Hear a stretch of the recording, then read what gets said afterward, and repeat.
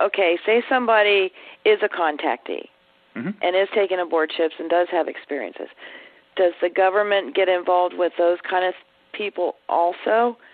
Sometimes they have. Sometimes they've attempted to piggyback these disinformation contact events that are to discredit the contactee, maybe, or confuse them, so that they don't know, is it real or is it Memorex? And it's sort of like, you know, if you have a few gold nuggets, if you dump a mountain of fool's gold on top of it, you know, most people, they get completely confused. And there are very few people who have enough information to do a proper assay to see which one is gold and which one is the fool's gold. And these classified projects, using advanced technologies, electronics that interface with consciousness, I might point out. You know, people talk about MK Ultra and all the LSD experiments. That's nothing. These things, that's nothing compared to what these high-tech radionic, psychotronic technologies are in combination with these man-made UFOs that have been used to sow all kinds of fear. And one of the men, by the way, when I was doing this briefing for Congress back in 1997, 10 years ago, in fact, hard to believe. And we were, it was before we did the Disclosure Project public announcement.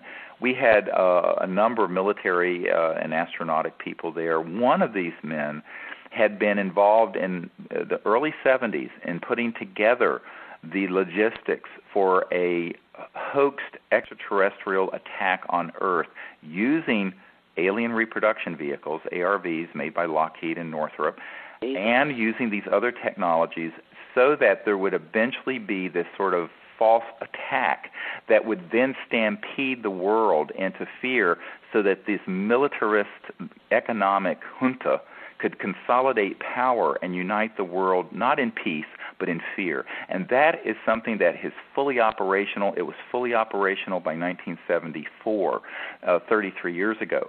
So one of the things that I've been doing when I go to the Pentagon, and I have done briefings for the head of intelligence for the Joint Chiefs of Staff, I have personally briefed the head of the Defense Intelligence Agency and the CIA director, is to expose these dangerous, rogue plans. Unfortunately, the public, and particularly the UFO public and the New Age community, have no knowledge of this, and so they don't know whether this account or that account is real or false because they don't have the background. And what we're trying to put out through our Disclosure Project information is enough data that people can begin to connect the dots, because they really, really need to understand this if you're going to not be fooled again, as the old rock song says. You know, we won't be fooled again. Well, unfortunately, we are being fooled again.